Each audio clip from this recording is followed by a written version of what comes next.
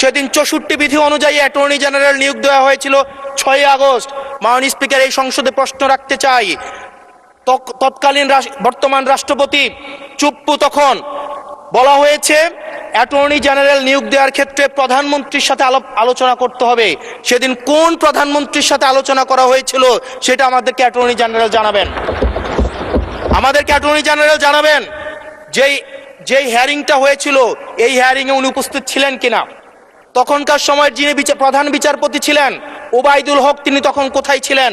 সেই রায়ের কপিটা আমরা দেখতে চাই। মাননীয় স্পিকার, মাননীয় স্পিকার, আপনি যখন বেগম জিয়াকে 6 আগস্ট সর্বপ্রথম ছাত্র জনতা যখন সিদ্ধান্ত নিয়েছিল আর এক মুহূর্ত বেগম জিয়াকে কারাগারে থাকতে দিবে না, বেগম জিয়াকে রাষ্ট্রপতির আদেশের মধ্য দিয়ে বেগম জিয়াকে সেদিনই কারাগার থেকে যেই জুলুমের মধ্যে রাখা হয়েছিল সেটা থেকে ছাত্র জনতার রায়ের মধ্য দিয়ে সেখান থেকে বের করে আনা হয়েছিল। মাননীয় স্পিকার, যদি এই সংবিধানকে বাইবেল ধরে নেই, এই সংবিধানকে যদি গসপেল ধরে নেই, এই গসপেলের পুরোহিত অনুযায়ী যেভাবে ভ্যাটিকান সিটি চলে সেটা যদি আমরা ধরে নেই, তাহলে মাননীয় স্পিকার সেদিন বেগম জিয়া জেল থেকে বের হতে পারেন না। মাননীয় স্পিকার, মাননীয় স্পিকার, সেদিন বেগম জিয়া জেল থেকে বের হয়েছিল অভ্যুত্থানের জনরায়ের ভিত্তিতে। মাননীয় স্পিকার, মাননীয় স্পিকার,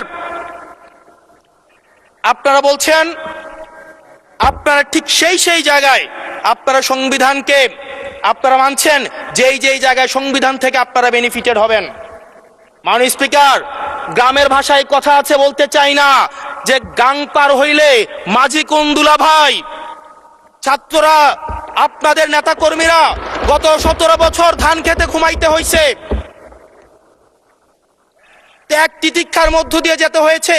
মহাসচিব কান্না করে বলেছে তাদের নেতা কর্মীরা ঢাকায় এসে রিক্সা চালিয়ে জীবন নির্বাহ করত। এক মিনিট বলেন।